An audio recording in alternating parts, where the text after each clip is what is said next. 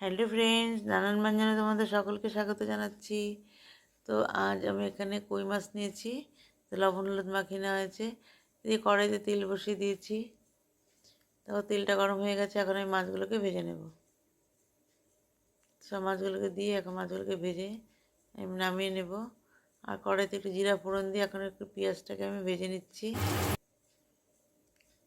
পেঁয়াজটাকে ভেজে নিয়ে এখানের মধ্যে টমেটোটা দিয়ে দিলাম বিচি ছাড়িয়ে।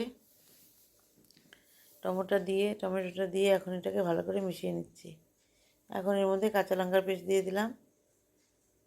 আর এখন দিয়ে দেবো হচ্ছে আদার পেস্ট। আদার পেস্টটা দিয়ে দিচ্ছি।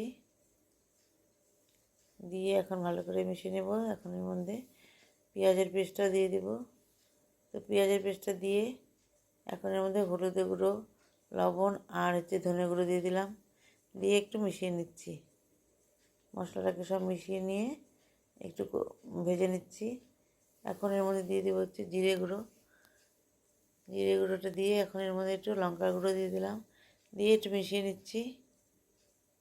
এদিকে আর একটা রান্না বসিয়েছি। তো এইভাবে মিশিয়ে নিয়ে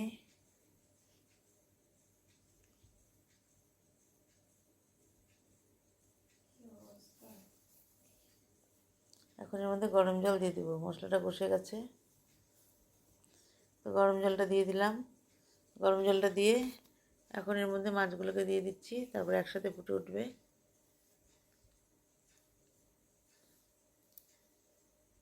তো মাছগুলো সব দিয়ে দিলাম।